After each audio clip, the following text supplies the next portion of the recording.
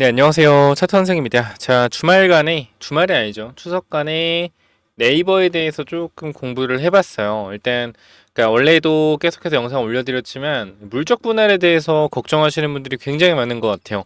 댓글에도, 물적 분할을 할 게 뻔하고, 결과적으로 떼내서 성장하는 건데, 도대체 뭐가 호재라고 하는 거냐. 완전 악재다, 악재.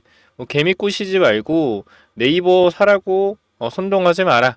뭐 이렇게 말씀을 해주시는데 제가 물적 분할 정말 네이버가 물적 분할에 대한 부분 때문에 주가가 내려갈까? 라고 많은 고민을 해보고 자료를 찾아봤거든요. 근데 아닌 것 같고요. 저는 오를 거라고 생각을 합니다. 단기적으로 근데 우리나라가 사실 지금 코스피가 뭐에 가장 많이 반응을 하죠? 반도체죠. 그죠? 반도체가 특히 삼성전자랑 SK 하이닉스가 많이 올라가면요. 다른 종목들이 약한 게 사실이에요. 그죠? 좀 약해지는 게 사실이다. 왜? 증시의 돈들을 싹 다 빨아가기 때문에. 근데 우리가 지금 연휴 기간 동안 미국 반도체 관련돼서 엄청나게 올랐어요. 일본도 올랐고요. 그죠? 중국 반도체도 올랐어요. 그러니까 이걸 봤을 때 금요일장에 반도체가 수급을 싹 다 빨아먹을 가능성이 있습니다.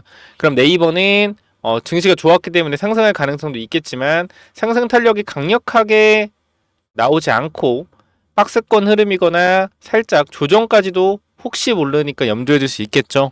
근데 저는 무조건 내려오면 기회다라고 일단 먼저 말씀드리고 시작할게요. 일단 기회다라고 먼저 말씀드리고 시작을 하도록 하고요. 현재 구간에서 일단은 네이버 관련된 두나무 합병했을 때 왜 합병을 선택했고 왜 합병이 호재인지 설명을 잠깐만 드리도록 하겠습니다. 자, 일단은 뭐 네이버 두나무 합병 관련돼서 제가 쭉 정리를 해놨는데, 자, 일단 양사의 현재 상황과 고민, 그러니까 업비트와 두나무 두 회사 다 고민이 있다라는 거예요. 그러니까 합병을 결정하기 전에 고민이 있다라는 거다. 네이버는 뭐요? 성장률 둔화와 신사업에 대한 약점, 큰 거 한 방에 필요한 상황이다. 그러니까 네이버 같은 경우 제가 말씀을 드렸지만 성장 주긴 한데 과거의 성장을 이렇게 했다라고 하면 지금 성장 각도가 이렇게 내려왔다라는 거죠.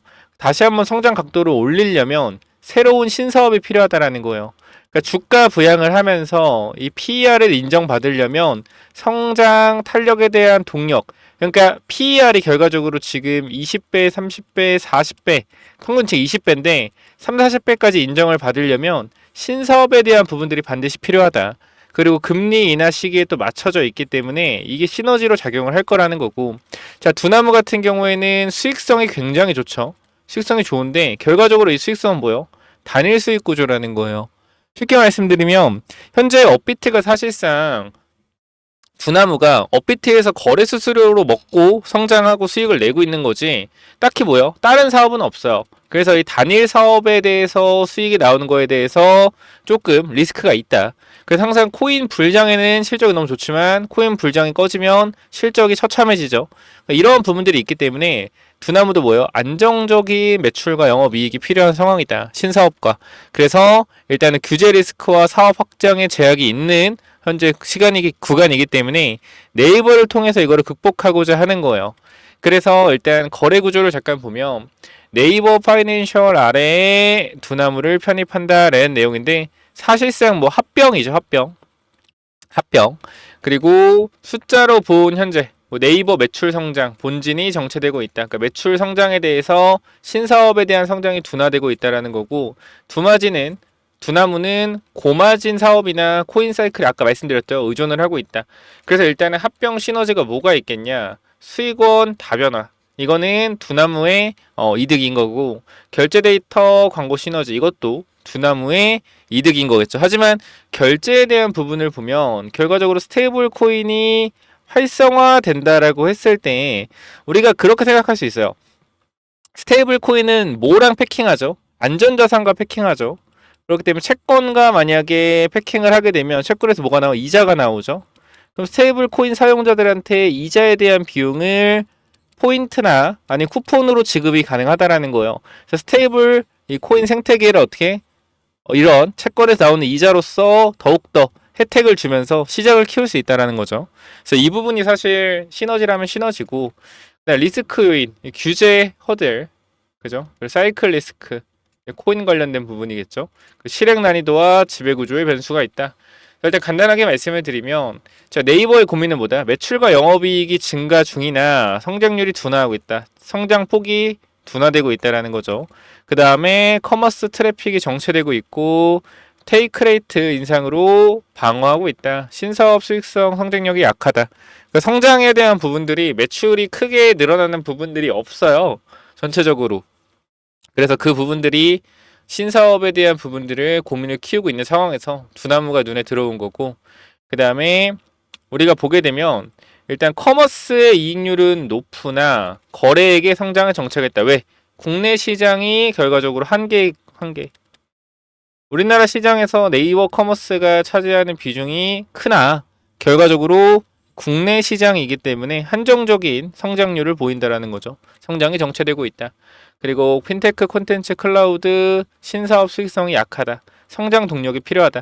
이것만 보더라도 여러분들 사실상 네이버의 성장 동력 자체가 많이 꺾여 있는 상태였기 때문에 두나무라는 회사랑 합병을 해서 성장을 한다라고 해서 여러분들 크게 나쁘게 볼 필요가 없다라는 거예요.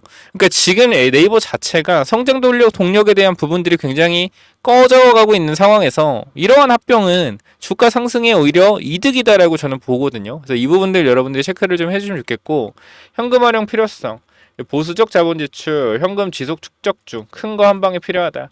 신규 성장 동력 확보, 기업 가치 제고가 필요하다라는 내용이고 두나무 같은 경우는 말씀드렸지만 압도적인 수익성, 그죠? 인건비의 비용이 적고 고마진 운영 중이다. 하지만 거래 수수료 단일 구조, 수수료 매출만 나온다라는 거죠. 코인 사이클, 그다음 규제 리스크, 그 제도권 신뢰 필요. 이거는 상장을 위해서 나스닥 상장을 위해서 제도권의 신뢰가 필요하고요. 안정적인 유통 채널 네이버, 사업 다각화 네이버, 수익 다변화 네이버, 규제 대응력 네이버, 이미 상장돼 있는 빅테크 네이버에 이러한 제도들이 필요하다. 그래서 요거 참고하시면 좋을 것 같고. 자, 그래서 일단은 두나무가 14조, 네이버 파이낸셜이 4.7조, 3대1의 합병 비율이 나올 가능성이 높고 네이버 파이낸셜과 두나무가 이제 합병을 하게 되면 결과적으로 네이버와도 지분 수합을 할 가능성이 높고 두나무가 네이버의 최대 주주가 될 가능성이 높다. 그러니까 즉 두나무의 송치영 대표가 아무래도 네이버의 최대 주주에 올라갈 가능성이 높겠죠. 그러니까 분명히 여러분들 이렇게 생각하면 네이버 그럼 이런 거 왜 해? 이럴 수 있는데 그 안에서의 지분 관계는 지금 최대 주주인데 어떤 전략적인 부분에서 뭘 걸어 놓겠죠. 뭐 경영 관련된 부분에서 뭘 걸어 놓거나 그런 부분들은 다 이제 규제를 걸어 놓고 그러니까 뭐 서로 임용 계약이든 뭘 해서 어떻게 이제 운영을 할지 그런 부분들에 있어서 다 뭐요? 얘기가 되겠죠. 그러니까 그런 부분들은 크게 그러니까 저는 이해가 안 되는 게 이제 그런 이런 내용들이 나오면 안 좋은 거부터 생각을 하더라고 사람들이. 근데 안 좋은 건 당연히 있겠죠. 뭘 하던 간에 마찬가지예요, 여러분들. 내가 예를 들어서 회사를 다니고 있어요. 그러니까 다 똑같아요. 회사를 다니고 있어요. 근데 내가 그 월급이 좀 부족해. 월급이 부족해서 부업을 하려고 해요. 부업을. 퇴근하고 부업을 하려고 해. 그래서 7시부터 저녁 11시까지 내가 부업을 해요. 그죠? 부업을 해요. 그럼 결과적으로 뭐예요? 내 몸은 힘들겠죠. 몸은 힘들고 건강이 악화될 수 있겠죠. 그죠? 그리고 이 본업, 회사에서 하는 업무에 대해서 굉장히 소홀해질 수가 있겠죠. 그럼 뭐예요? 결과적으로 회사에서 근무 태도에 대한 문제가 나올 수 있고 정말로 심하면 잘릴 수도 있겠죠. 안 좋은 면만 보면 그죠? 근데 좋은 면을 보면 부수적인 부분에서 뭐예요? 새로운 성장 동력을 확보해서 이 돈으로 뭐 할 수 있어요? 자기 개발이라든지 또는 새로운 사업에 대한 준비라든지 할 수 있겠죠. 그러니까 뭘 하든지 나쁜 면도 있지만 좋은 면도 있다라는 거 분명히 기억을 하셔야 된다. 그래서 제가 항상 말씀드리잖아요. 나쁜 면만 보면 나쁜 면만 보이는 거고요. 좋은 면만 보면 좋은 면만 보이는 거예요. 정치도 마찬가지예요. 1번 찍든 2번 찍든 1번에 나쁜 면 보면 나쁜 면만 보이는 거고요. 2번 나쁜 면만 나쁜 면만 보이는 거예요. 어쩔 수 없어요. 정치라는 게 그래서 서로 뭐예요? 합치가 될 수가 없는 거고. 그래서 일단 이러한 부분들 생각해보면 뭐 크게 저는 네이버가 어차피 성장 동력에 대한 부분들이 둔화되고 있었기 때문에 저는 호재라고 생각을 합니다. 그래서 일단은 네이버 실적 추이와 성장 패턴을 보면 네이버는 최근 3년간 매출이 8조 9조 10조 원으로 영업이익은 1.3조 1.5조 1조 9조 원을 꾸준히 증가했다. 그러나 전체적인 성장률은 하락 추세를 보이고 있으며 이는 핵심 사업인 서치와 커머스 부분의 트래픽 정체가 주요 원인으로 작용하고 있다. 결과적으로 뭐예요? 내수에 따른 구조적 한계성이죠.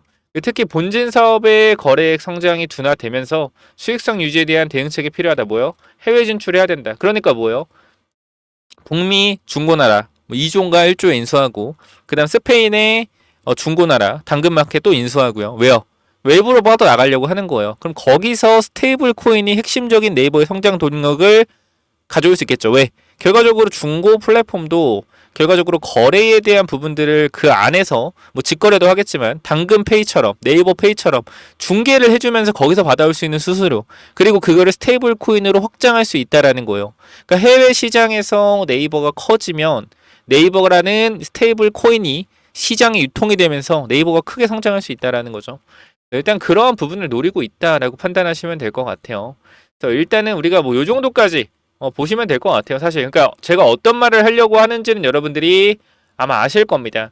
그래서 사실 지금 성장이 지체되고 있는 상황에서 합병을 해서 나쁘다기보다는 여러분 생각해 보자고요. 그럼 네이버 파이낸셜이 그대로 있어요. 근데 이 친구는 결과적으로 해외 진출을 하긴 하지만 해외 진출을 강력하게 드라이브를 걸어서 할 수가 없어요. 왜? 돈에 대한 문제도 있기 때문에. 그죠? 그리고 리스크에 대한 부분도 있기 때문에. 그리고 해외 진출한다고 해서 이 시장을 어떻게 뚫어낼지도 굉장히 머리가 아프겠죠. 네이버 입장에선. 그러면은 네이버 파이낸셜이 단독으로 해외 진출하는 게 이득이겠냐? 성장 안 하고 그냥. 아니면 이 두나무 합병해서 해외 진출하는 게 이득이겠냐? 생각을 해봐요. 뭐가 이득일까요? 그냥 네이버 파이낸셜 가만히 있는 게 이득이에요? 합병해서 해외 진출하는 게 이득이에요? 해외 진출하는 게 이득이에요. 상식적으로 보더라도 그렇지 않아요? 그러니까 네이버 파이낸셜 그냥 두고 두나무를 합병하자 왜 가만히 둬봐요. 좋은 거 있어요? 네이버 주가 올라갈 만한 뭐 이슈가 있어요? 스테이블 코인 관련된 거 하나 빼고? 없어요. 없다고요. 전략적 시너지를 생각을 해야죠. 안 좋은 면을 본다기보단 여러분 좋게 보시는 게 맞다라고 생각을 하는 거예요. 네이버가 그냥 파이낸셜 밑에 두고 가만히 있으면 뭐가 떨어지냐는 거예요. 아니 성장할 수 있겠죠. 그죠? 성장할 수 있겠죠. 성장률이 어떻겠냐고요. 폭발적이겠어요? 아니죠. 결과도 두나무는 합병해서 성장할 때가 폭발적이겠죠. 그거를 왜 생각을 못 하는지 모르겠어요. 그래서 네이버 같은 경우는 저는 무조건적으로 뭐 해야 된다? 일단은 저는 지금 두나무랑 합병에 대한 부분들이 아마 계속적으로 진행이 될 거다. 뭐 규제 이슈에 부딪혀서 주가가 조정이 나온다고 하더라도 규제를 뚫어내기 위한 움직임이 계속 나올 거고 결과적으로는 합병에 성공할 거라고 생각을 해요. 그러니까 지금 딱 합병에 대한 찌라시가 돌고 합병설이 돈 게 그냥 나온 게 일단 아닐 거고요. 결과적으로 이게 가시화되는 시점에서 주가는 다시 한번 강력하게 폭발적인 성장을 하겠죠. 그럼 들고 있는 사람과 들고 있지 않은 사람의 차이는 극명할 것입니다. 그리고 지금 반도체가 주가가 미국에서 일본에서 중국에서 많이 오르고 있기 때문에 단기적으로 조정이 나올 가능성도 분명히 있겠죠. 왜 수급 이슈가 있으면 쏠려가니까. 그럼 이거 이때 파는 게 아니라 잡고 기다려야 된다라는 거예요. 아시겠어요? 그래서 네이버 들고 있는 분들 분명히 과거에 물려 계신 분들 많을 건데 제가 항상 말씀드리죠. 자, 이때 2021년 7월 30일 이때 네이버 주가가 46만 원을 찍었습니다. 이때는 매도를 왜 안 했을까요? 사람들이. 왜 안 했을까? 계속적으로 올라가니까 더 갈 것 같아서 매도를 안 했겠죠. 그쵸? 그쵸? 근데 우리가 생각을 해보면 이때 당시에는 뭐 때문에 올라갔어요? 커넥트가 아니라 언커넥트.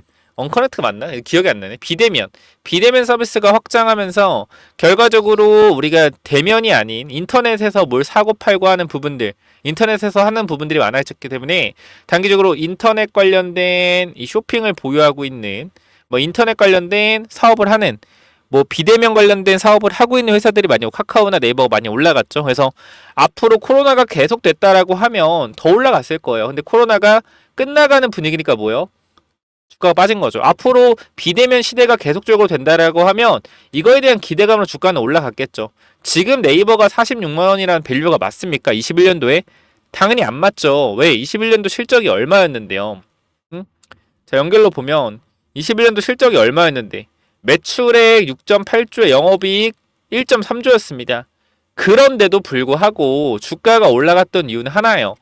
5조에 1조인데 46만 원이에요. 지금 12조에 2.3조 나오는데 주가는 반토막입니다. 이때는 왜 46만원 찍었죠?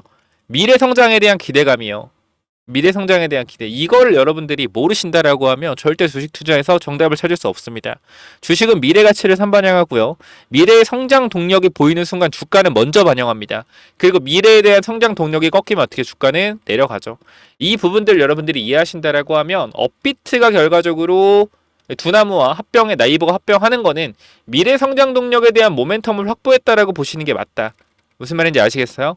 무슨 말인지 알겠다면 여러분들 내일 다시 증시 시작합니다. 증시 시작해요. 무슨 말인지 알았다면 여러분들 구독, 좋아요 꼭 부탁을 드리고요. 점점 가면 갈수록 내용이 좋아질 겁니다. 왜? 저도 계속적으로 공부를 하고 있기 때문에. 그래서 앞으로 네이버에 대한 더 좋은 내용들 계속적으로 보고 싶다라고 하시면 반드시 구독, 좋아요 눌러주시고요. 추가적으로 제가 텔레그램 방도 운영을 하고 있고요. 네이버에 대한 부분도 계속적으로 브리핑을 드리고 있습니다. 네이버에 대한 부정적인 의견들이 요즘에 많이 달리고 있는데요. 댓글로 이럴 때일수록 저는 기회구나 라고 생각을 하고 있어. 이 부분들 놓치지 마시고 항상 남들을 기피할 때 매수하는 게 뭐요? 돈을 벌 수 있는 기회다 라는 거 말씀드릴게요. 이거를 이겨내기가 쉽지 않아요. 남들이 욕할 때 내가 같이 욕을 하는 게 대부분이지, 남들이 욕할 때 그 가치를 보고 매수하는 건 쉽지 않은 일이다.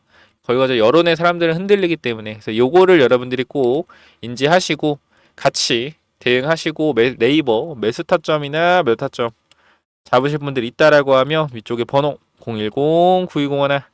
010-9201-6329로 네이버라고 남겨주시면 제가 매수 타점이나 또 나중에 올라갔을 때 매도 타점에 대한 부분들 잡아 드릴게요. 추가 매수 타이밍에 대한 부분까지 잡아 드릴 거고요. 여러분들은 간단하게 네이버라고만 남겨주시면 됩니다. 여기까지 하고 마무리할게요. 여러분 즐거운 추석 보내셨는지 모르겠지만 다시 한번 이제 증시가 시작되니까 정신 차리고 매매 잘 해보시도록 할게요. 감사합니다. 구독, 좋아요 부탁드릴게요.